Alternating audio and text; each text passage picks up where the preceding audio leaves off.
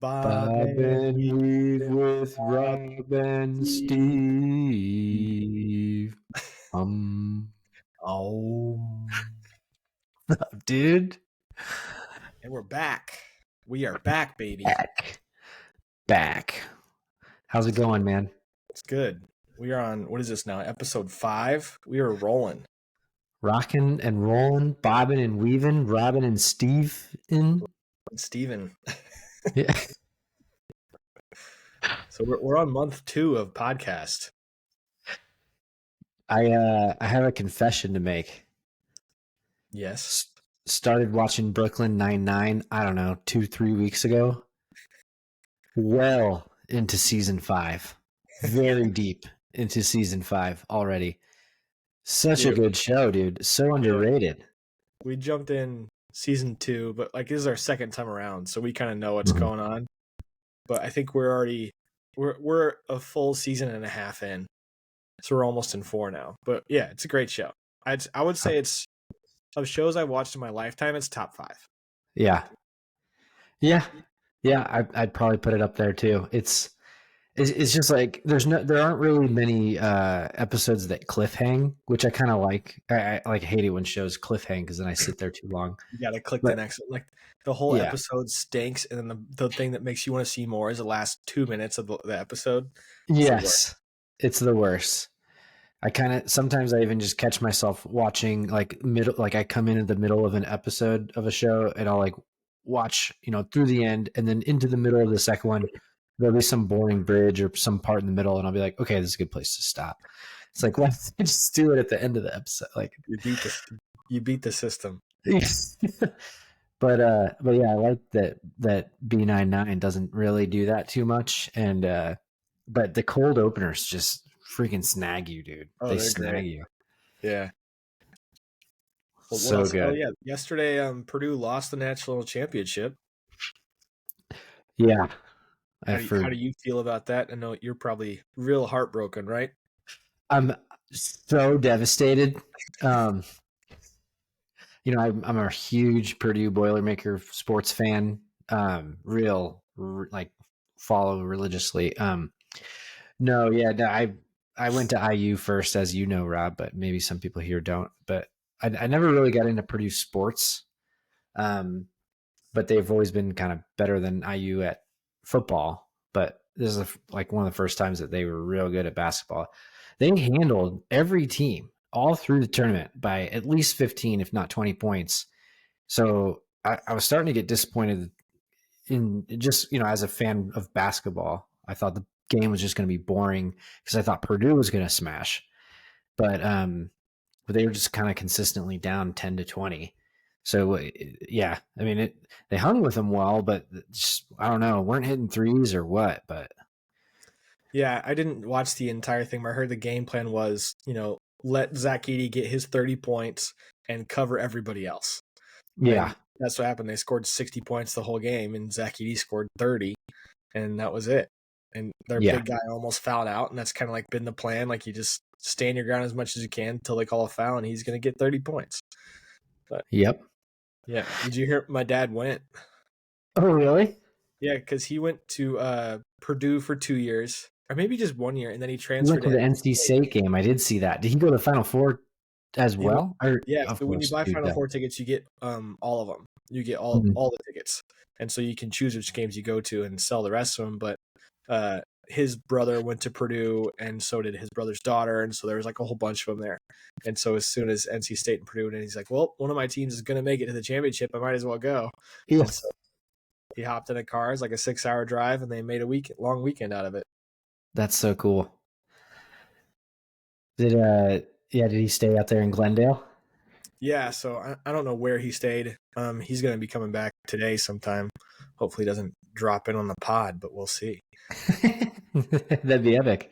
Yeah, Yeah, I was gonna ask. He probably hung around to catch some. I don't know, quick 36, huh? Some golf. I don't think so. No, not a golf week. There's probably way too much going on out there this weekend. Oh, really? Yeah. Well, cool. Well, yeah, it'd be exciting to catch up with him when he gets back and hear how it went. Yeah, so we got some topics to talk about. Is there one that you want to start with? Did you see? Did you see about the student loan forgiveness? The new Oh plan? no. Yeah, you mentioned that. I have no idea what's going on. Enlighten me.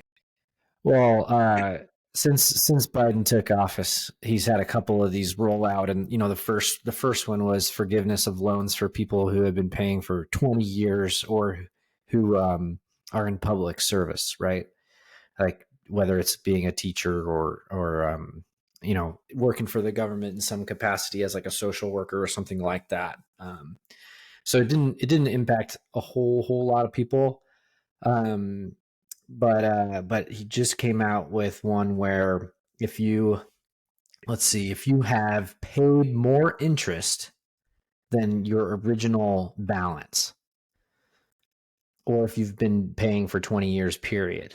So this is the round here that impacts the most people. Let's see, it is 25 million Americans. So like for example, I started with a balance of 27. I've paid a total of 42, and my balance is still 20. I was saying, So oh wow. yeah, so the math will work out that my 20 balance will go down to like 3 grand. So thanks every other taxpayer for helping me out with that. I've always wondered if it really, because I know that that's the argument. Like, oh, I don't want to pay for these kids' dumb mistakes, and with my tax dollars, like, I don't.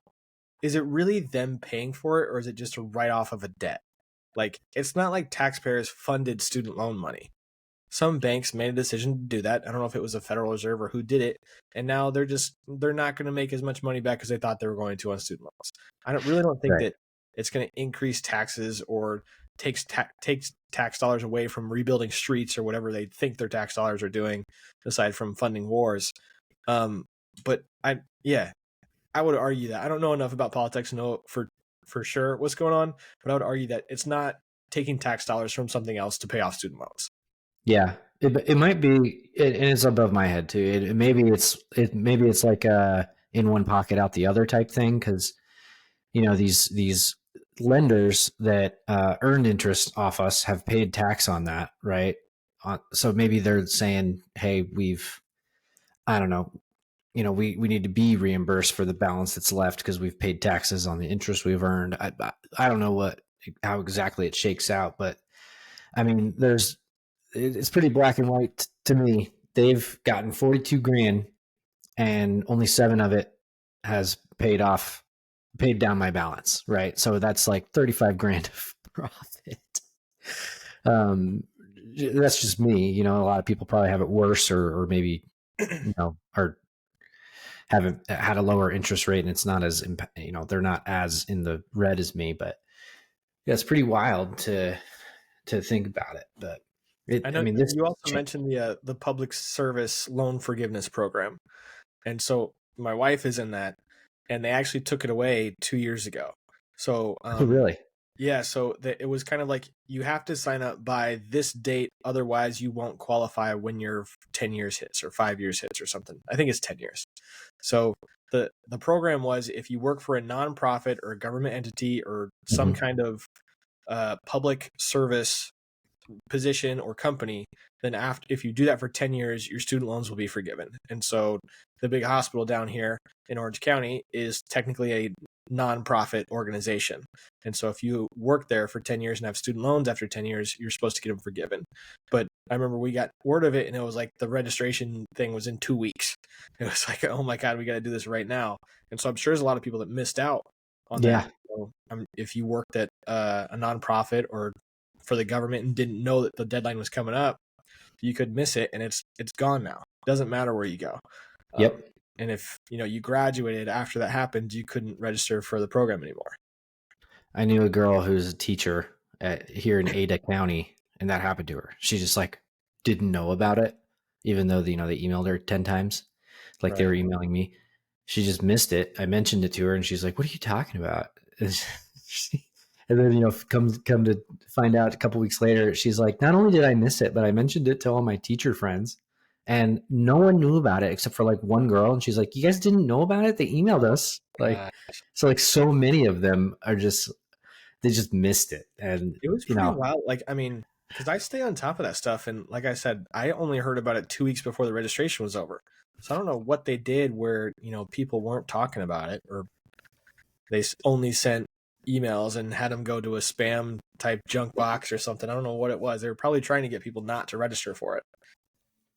Man, I kind of get it. Like a lot of people don't like to watch the news, so they just don't, and so they miss things that they actually care about because they're not looking at any news because it's hard to sift through the BS. And I got to give a shout out to we're not they don't sponsor the pod, but I'll mention them anyway. It's 1440.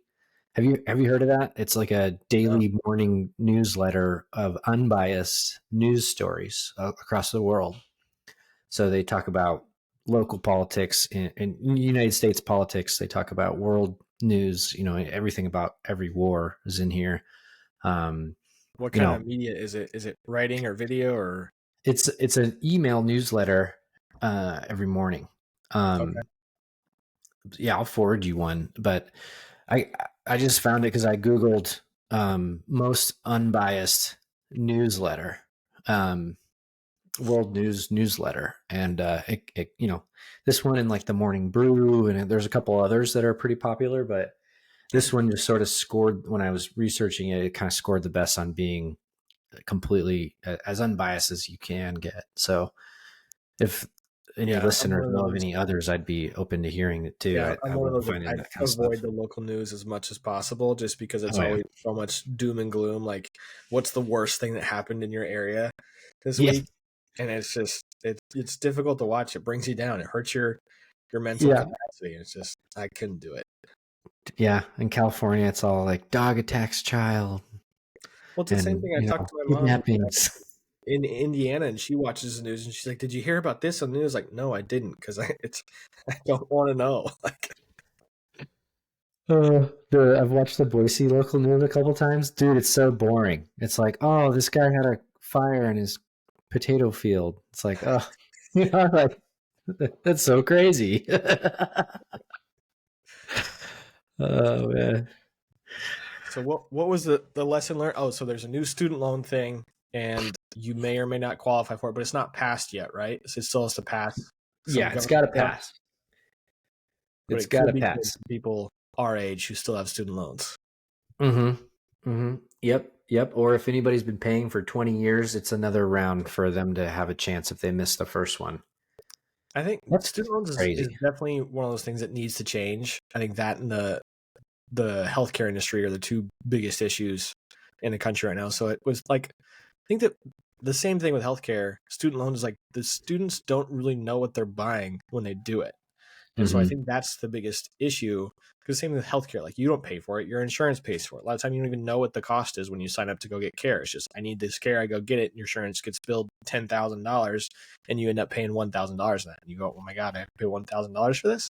But with student loans, I think they need to somehow make it so it's a transparent, competitive market where you know other things can come into play, like community colleges or other types of education that can compete with a bachelor's degree, because not every job needs a bachelor's degree, and the kids are buying it and they don't know what's going on. They just know they want to go live college life and get a degree because that's what they're supposed to do.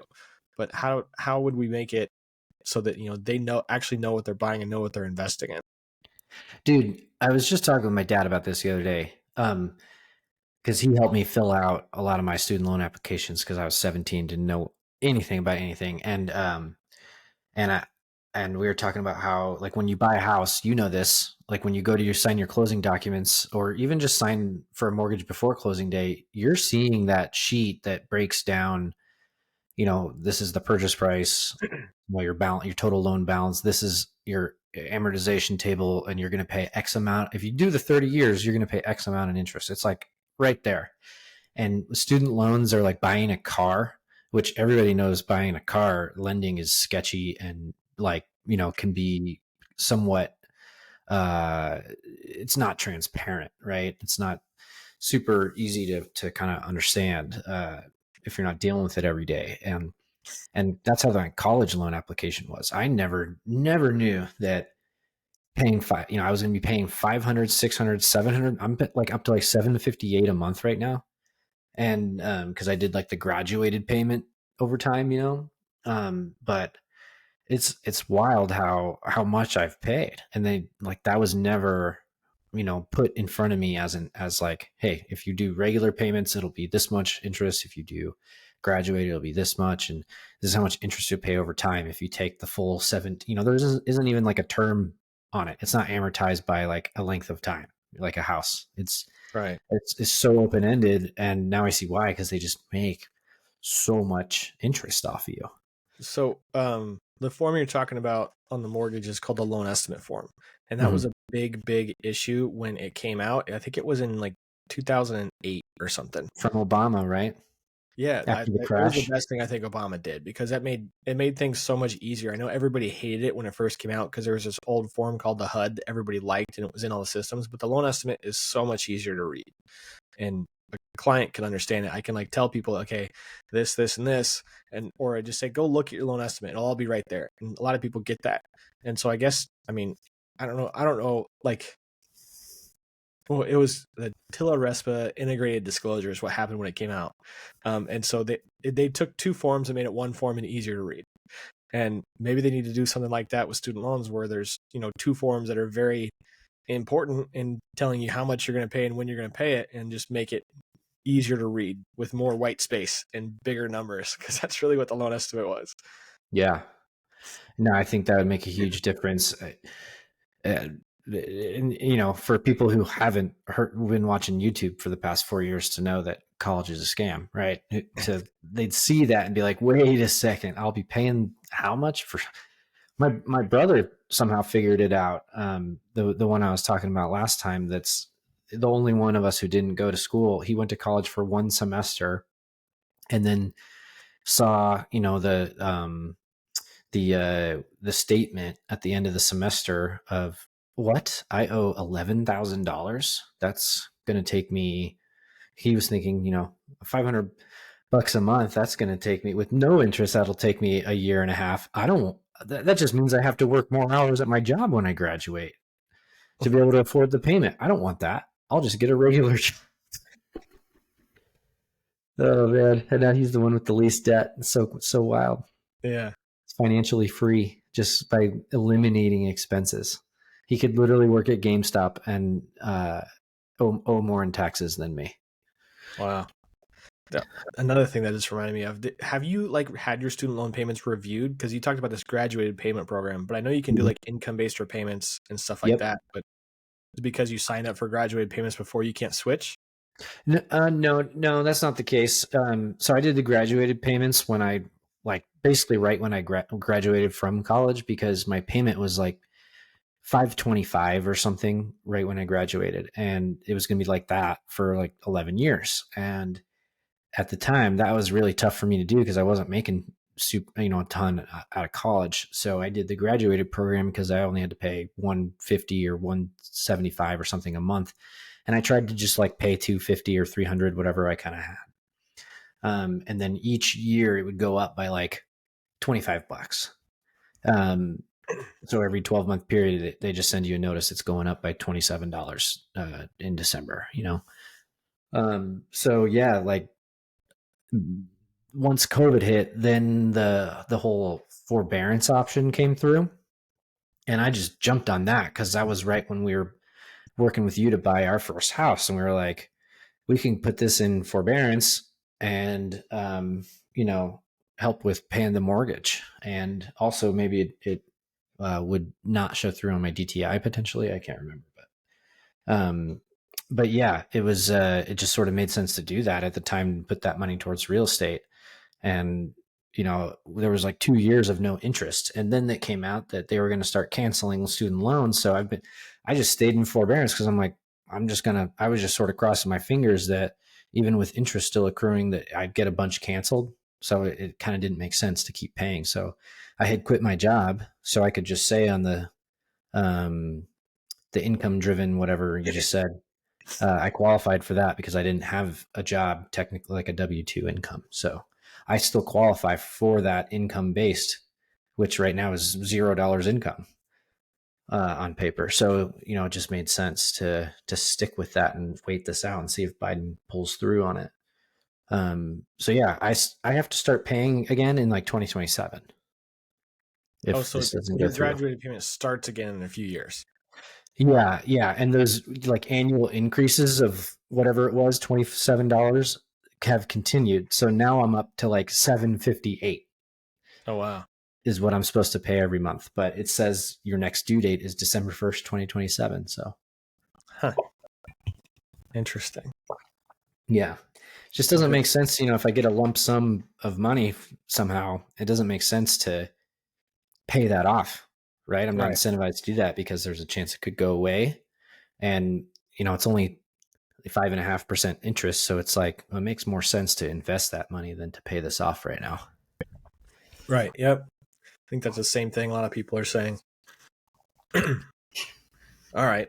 Since we're talking government policies, let's also talk about NAR. Arr. NAR. Arr, arr. NAR stands for the National Association of Realtors. And they kind of govern all the realtors, and the MLS system, which is the computer system that holds all the properties and where you can search for them. It's a starting block from where all houses are sold, and they have control over it. And they recently settled a lawsuit for $418 million because they were, quote unquote, corroborating their commissions. And so I'll tell you the quick of it, how it worked before this and how everyone thinks it's going to work afterwards. So if you were to sell a house, you would meet with a real estate agent and you would sign a contract with them. And in that contract, there would be a stipulation for how much you were going to pay in real estate commission. Now, you would negotiate not just their part, the listing agent side, but you would also negotiate the buying agent side. So you would know exactly how much whoever brings a buyer to your house, that buying side real estate agent commission would be based on what the listing agent and the seller negotiated. And so it didn't matter if that was the greatest buying agent on the planet or the worst buying agent on the planet, they were going to get paid the same to sell the same house. And one issue with this was that, if you went to go find a house and it showed that there was only 1% going to the buying agent, buyer's agent might forget to send that to their buyers. Or if there's one that's got 4% to the buying agent, everybody would be all over it. All the buying agents would be like, this is the greatest house ever. And so that was one issue. But what they got in trouble for is that they're saying, okay, well, you're kind of colluding with how much you're going to pay somebody who's not even really involved in the transaction, and you're setting a floor for everything. Because there's kind of like a going rate for how much an agent should be paid. And in most places in the world, it's 3%. In California, it's more like 2.5% because the prices are so high. But they're kind of saying, well, no one's going below 3%. So there's not any real competition in the market because the NAR just kind of said, yeah, charge 3%. And they all get together and say, hey, well, we're going to charge 3% this year. That's the collusion part. And so they settled. They didn't lose, but they acknowledged that they had some deficiencies and settled and paid $418 million. And now they have to change the way that commissions are negotiated and put into the contract. And so the way that everyone thinks it's going to happen, and the way it probably should have happened in the first place, is that how listing agents and sellers have a negotiation at the very beginning of the process, how much they're going to get paid. Buyers and their buyers agents should sit down before they go out and look at houses and say, this is how much you're going to get paid. And so that is now not contingent upon how much the seller and the listing agent decided they're going to pay a buyer's agent, but now the buyer's agent compensation agreement decides that. And the big issue is, okay, the way that it actually gets transpired, the money gets passed along, is through the sale of the property. So the seller technically pays for both the listing agent and the buyer's agent. It would come out of their net proceeds of the sale. Now you can still do that, but it's not going to be like a collusion requirement kind of thing. So if a seller decides they don't want to pay the buyer's agent commission, then the buyer has to pay it out of pocket. And they've signed an agreement beforehand saying that if they can't negotiate it into the contract, it will be paid by somebody, meaning the buyer. And so the big hoopla is, okay, well, if the seller says they don't want to pay for a buyer's agent, first-time home buyers are going to get screwed because they now have to come up with their 3% of the down payment and 2.5 or 3% for a buyer's agent. And a lot of people are struggling just to get their 3%. So what do we do? And so this is does all the supposed to start. lender? Yeah, it's all supposed to start in July. So we'll see what happens when it actually, gets written into the MLS and and how it gets shaken down on paper. But everybody's talking about, okay, well, can we finance it? Can the sellers still pay for it? Can, we have it part of an interested party contribution, which is a mortgage guideline allowing how much the seller can pay for closing costs? Or what happens if the seller doesn't do it? Mm-hmm. And I think it's going to be really, in my opinion, it's going to be a really poor decision if a listing agent decides not to contribute to the buyer's agent. I think it's going to hurt their price way more than 2.5%. But time will tell. So Yeah. It's super interesting. I kind of wonder if it's even really going to make that big a splash. I mean, well, even if the seller is paying for the buyer's agent, really the value of the house just kind of increased by 3%, right? So the buyer's still kind of paying for it, because if the buyer has to pay um, their own fee, their own agent fee, then they're just going to offer 3% less on the house, right? So, but I it's mean, from a numbers perspective, I understand, but from a cash perspective, it's very different. So if right. you're buying a $300,000 house, you only have to put 3% down on that. What is it, $9,000? Mm-hmm. But if it's 300,000 and you have to pay another $9,000 to your agent on top of your $9,000, you just doubled your down payment. Right. So, but don't you think that the buyer would just offer 290 or 280 so that they could afford both the down payment and their own agent fee? okay, so you're shopping for a $300,000 house. You have 12,000 in the bank. Yep. If you have to pay for your buyer's agent, you no longer have any money for down payment after you've paid for your buyer's agent. Right. So you'd have to bring it down to like $100,000. Right. Because after you pay the $9,000, you have 3 left. Yeah, I feel like this is gonna take, I don't know, 5 years, but there's just gonna be an equilibrium that's found if that's the way sellers go. But I feel like most sellers are gonna be like, look, I just want the bigger number, and to have more competitive offers. Most people are gonna just have in their offer. Most buyers are gonna put in their offer. Seller pays my agent fee, and I just pay an extra 15,000. I think the type of home is going to have to do a lot with it, because if it is, the lower end of the market, a first-time home buyer home, you're going to have to put in will will pay for buyer's agent, or however they have to list it in the MLS. But for higher end homes, you're buying $1 million house, an extra 20, 30 grand probably isn't going to bother that person too much.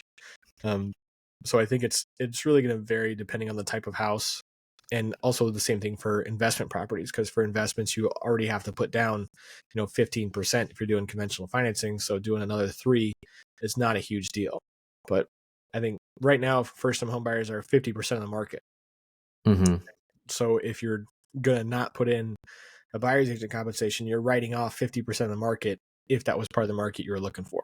Right. Exactly. So if let's say a buyer's paying for their own agent fee and the seller won't pay for it, can the lender step in and pay the buyer's agent fee, or a lender's not going to be able to do that? That's one of the things that they're trying to talk to and get clarification from Fannie Mae and Freddie Mac about, because right now, you can get lender credits, so raise your interest rate and lower your closing costs. But the way it's listed on the CD right now is that it's not a buyer fee. So what happens when everything changes? Does it become a borrower's fee? Because it has to move from one side of the CD to the other side for us to be able to pay for it. Like right now, the lender cannot pay for seller required closing costs. So if it stays on the seller side, no, I can't contribute anything to it. But if they move it to the other side, maybe I can. But it would be, I don't know if it would be possible for us to cover all of it, because our discounts are based on the loan amount, and that fee is based on the purchase price.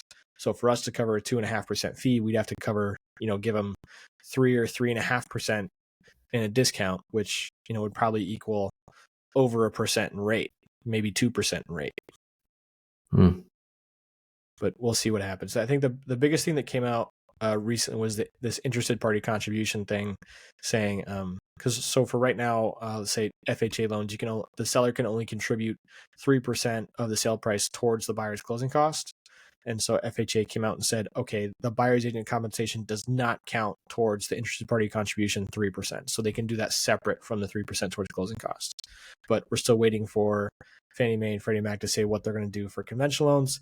And VA is another really big one, because in the guidelines for VA, it specifically states that the veteran cannot pay for a buyer's agent. They cannot pay the fee for a buyer's agent. So if this goes through at all, the veterans cannot buy homes where the seller's not paying for the agent. It's against VA guidelines. Not even that they shouldn't or couldn't, they can't get a VA loan. And so it would put them at a huge disadvantage, which is obviously not the goal. So hopefully within the next 3 months, there's going to be some guideline changes. And I think the VA is the biggest one that I'm concerned about, because they have to do something. It's not like, oh, we should. They have to do something before July to make them, stay relevant. Yeah. That's wild. That's really wild. I mean, what would a seller's motivation be to not be okay with paying the buyer's agent fee? Because what's the difference between, $285,000 with the buyer paying their own $15,000 fee versus $300,000, but then the seller has to pay the $15,000 fee, the buyer's fee? Why wouldn't a seller be okay with paying it? It might. I don't know. I'm not in the mindset that you shouldn't pay for. I think that every seller should. So I would say the argument would be that, why would I compensate a buyer's agent who did nothing for me? Why would I pay for them? This could have been the first house they showed this person. They could have met them on Friday, showed them a house on Saturday. Why am I going to pay that person $9,000? This person could have just walked in the house without an agent. I don't need an agent. Why am I paying $9,000 for one? I think that was the knee-jerk reaction when this news came out. Is like, okay, buyer's agents are dead. People are just going to start walking into open houses, search for homes on Zillow, and just go find them, because nobody's going to want to pay for a buyer's agent. And that's kind of died down a little bit, but that was the first reaction. That if I had to pay $10,000 in cash, I'd probably just go find a house on my own. Right. But I think that sentiment's died down a little bit. But maybe I bet there still will be people that do that because of this lawsuit and don't know exactly what's going on, don't know they can still negotiate it. And so you'll see a lot more people just walking into open houses and saying, I don't have an agent, but I want to buy this house. Yeah. And I've noticed too, I noticed that when rates shot up and it wasn't like the crazy seller's market anymore back in like 2022-ish, I think it was May of 22, on Zillow descriptions, the listing agents started putting their phone number in it, in what's public on the MLS. Usually the agent's phone number is listed in the MLS details that only other agents can see. Mm-hmm. But so they were never putting their phone number in the description or listed by Amelia Smith. It would just, that was it. It didn't have a phone number, but now it does. It almost always does.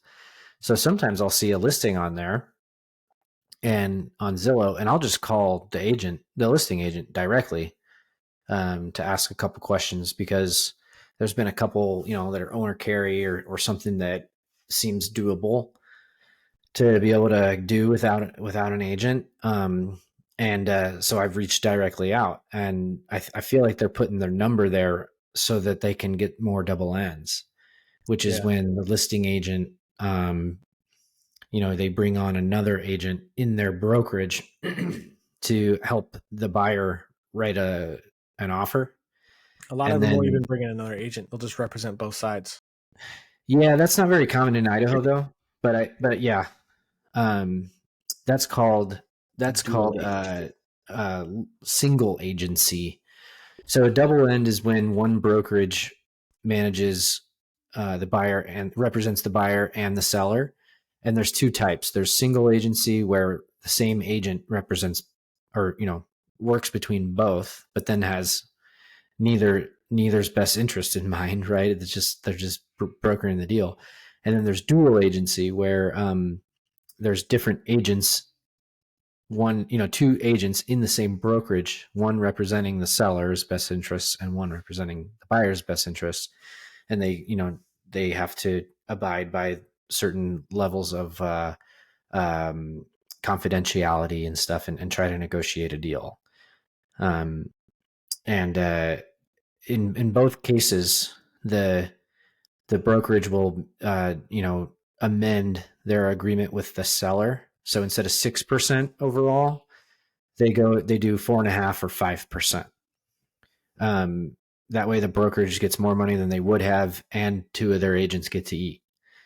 So it's kind of like a compromise. So I like that better than the same person representing both, but yeah, not great. Yeah, that never happens here in Idaho. I mean, I'm sure it does here or there when people know each other and want to really save on fees, but I've never seen one. They're super rare. I've never even met anyone who's done one like that. But but there's definitely a lot of dual agency going on right now. I'm taking my real estate agent course right now, and even in that, it mentions that it's more favorable to have dual agency than single. Here in Idaho, it's encouraged Good for them over single agency. But yeah, man, I mean, I think you're right. I think we're going to see a lot of people calling directly or going to open houses, and trying to represent themselves, and that can be dangerous too, because there are things you want to look out for that, even though it's in disclosures and right there in front of your face. I mean, these agreements are dozens of pages long with tiny print. Yeah, And the purchase agreement is 10 pages, and yeah, it would take you 2 days to read it all and understand it.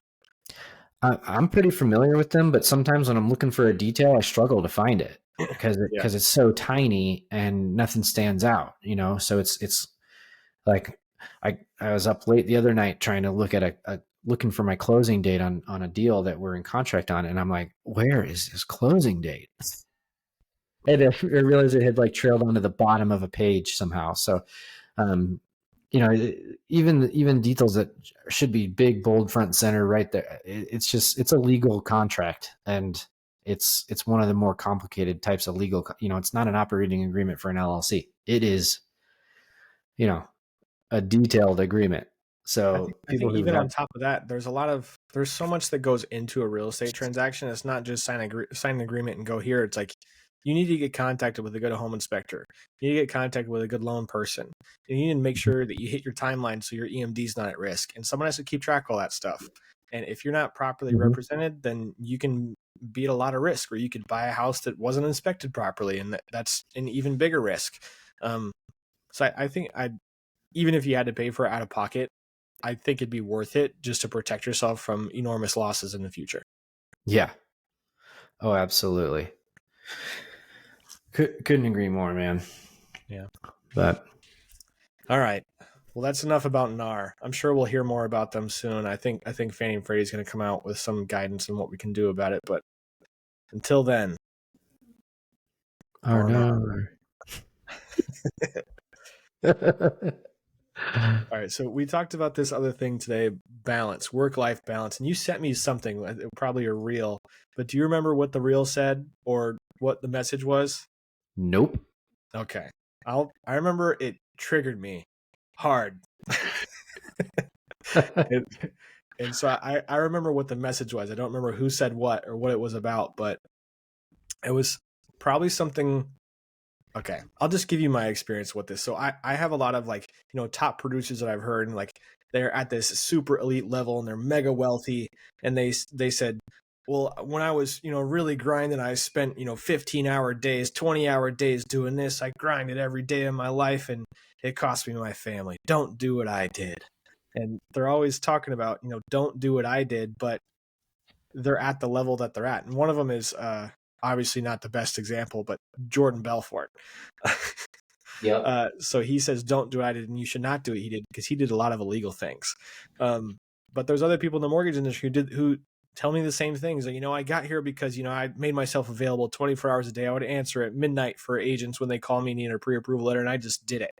But I don't think you should do that. You should do something else. But I think that that's how a lot of these people got to where they're at. They Yep. ignored work-life balance and just went all work for a certain period of time. And whether it was a year or 2 years or whatever they did, but they just said, forget balance. This is what I want. This is how I'm going to get it. There's going to be some collateral damage along the way.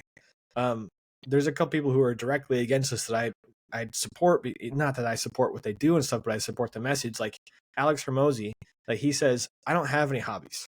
I work and I go to work and then I sleep. That's it. And then I think it was Will Smith said, don't have a plan B because it distracts from plan A. Yep. And so I think that's the type of like tenacity you need to like really achieve this uber level of success that, you know, you're kind of seeing in all these reels and stuff like that. But like, it does not come with work-life balance. If you want work-life balance, you're looking for a different goal. And you need to define that goal and understand that goal, but you are not going to be a super mega millionaire with work-life balance. Oh, the other one was Matt Ishabia from UWM. I went out to, he's under a big lawsuit now, which is kind of fun, but he's under those all the time. But he runs the largest mortgage lender in the world. And I've been out to his company for a couple different trainings, and he always talks about, you know, don't ask me for marriage advice. I don't know how to do that because he's been divorced, and I don't know if he says once or twice, but he always just says, don't ask me for life advice. I'm not very good at being married and stuff like that. And that's kind of like, okay, you need work-life balance, but if you want to be way up here, you're not going to have the same type of work-life balance as somebody who's right here.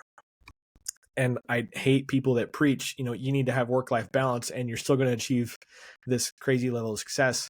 You're not.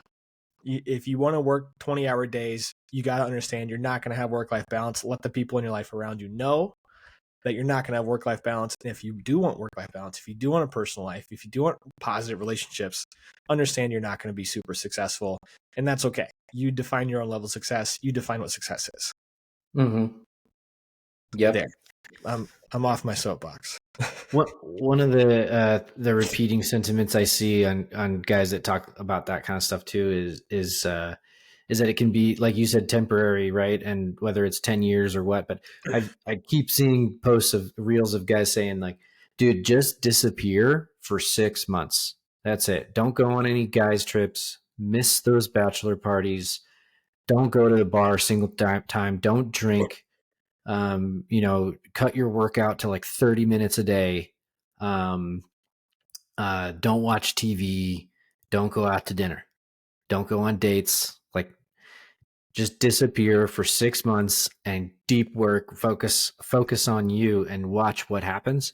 And I think they talk about that because I think at the end of that 6 months, when you see how much progress you've made, you realize whether or not it's worth it to you to get successful quickly and make those sacrifices, maybe not as intense as all those things I just said, but maybe doing 5 years of like 80% of what I just said, right? Because just that deep focus for that extended period of time can catapult you, right? And that's what we've been doing. We didn't go out for a year. We haven't traveled. The only travel that we've done is she went home to see her parents for the first time in 5 years, and we went to your wedding, and that's freaking it. There's maybe one or two more little like 3-day trips to like family emergency type stuff, but nothing like fun planned.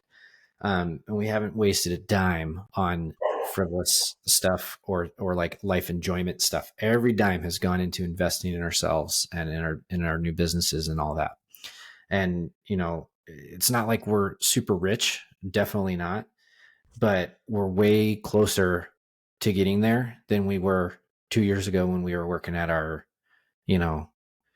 work-life balance W-2s, which So we had did you pretty set great like work-life balance. a specific timeline for, hey, we're gonna, cut out fun for a year, or what'd you guys do? Kind of, not directly, but we like when we were building that ADU at our house, we knew that was a 6-month project. It turned into 9. And then when we were about 75% complete with that, we were like, should we double down and buy this daycare? And we decided, yeah, let's do it. That's going to be another 6 months, right, of not going out, not going watching the game on Sunday. I haven't seen an NFL game in 2 years, bro. Wow. And uh, but now we're at a point that we would not have gotten it to if we had only answered our phone from 9 to 5 and tried to do this daycare. Nope, not a chance. But we've doubled the size of it in 6 months, which wouldn't have happened if we worked 40 hours and that's it. Right. I think I like the 6 month burn idea and the topic of it, but I mean, you gotta you gotta have a very specific goal for that, which it sounds like you did with your ADU and the daycare. You don't just want to say, I want 6 months to just work on me. Like, you need to write down your goals. Maybe that's day one Yeah. of your 6 months, is figure out what your goals are. But to circle it all back, like, you're acknowledging that you're not going to have work-life balance for these 6 months. And I think there's nothing wrong with that if that's what your goal is. Mm-hmm. Yep, exactly.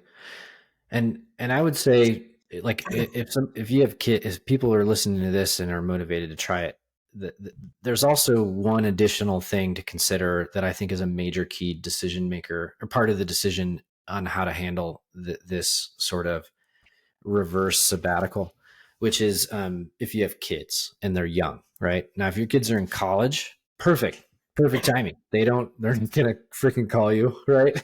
They're gonna be busy.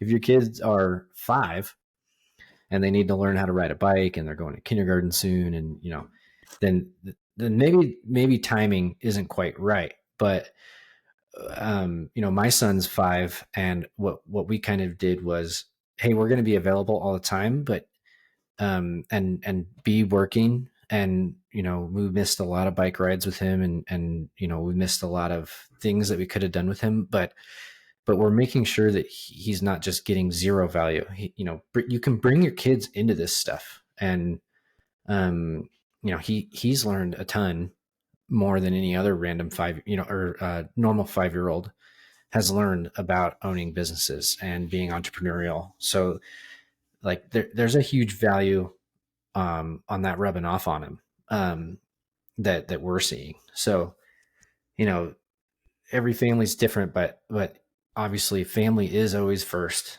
So, don't disappear from your family for 6 months without like heavy thought on it. But there's also a lot of positives coming out of it if you do that with a young family, so that they can benefit from learning from being around that. So, I've had some thoughts basically about what you're talking about with your son. That, like, you hear the word nepotism and you automatically think like an unfair advantage for a child. But, maybe that child did have an advantage by being around that parent for so long. Because there's, nepotism in my family. The guy I just talked about, Matt Ishbia, his dad ran the company before he did.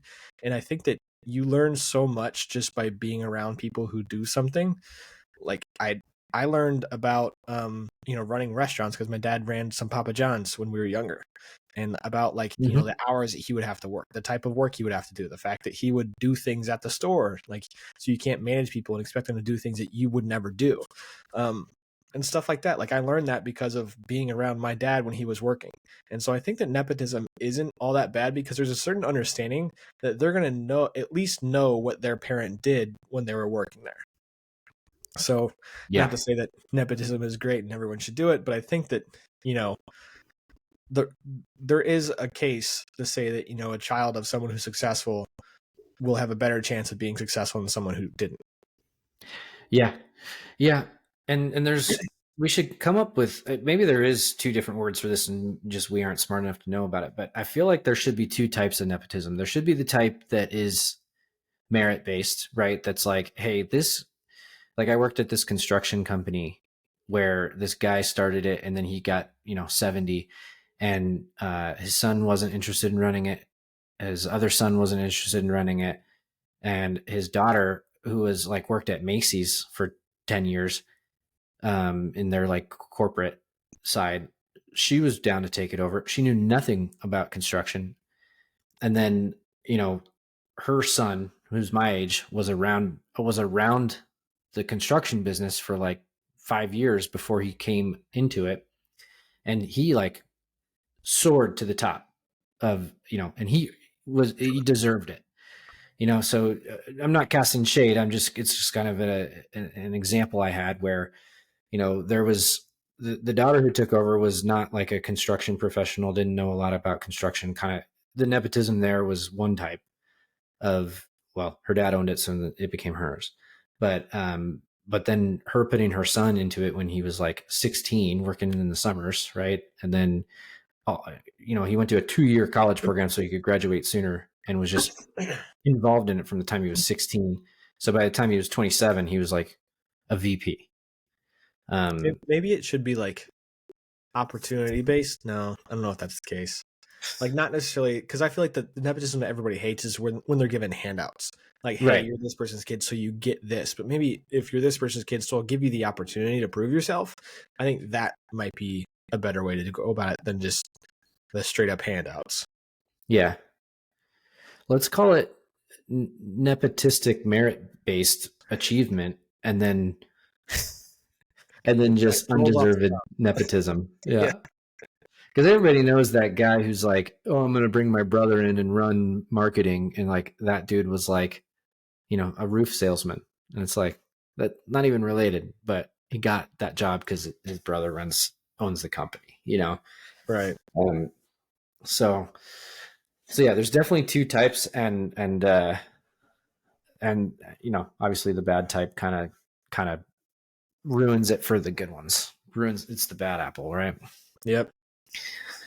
All right. Well, we're a little over time, but it's been great talking to you. Excuse me. Yeah, you too, man. I'm like, this was a good conversation. I ran out of ran out of air there.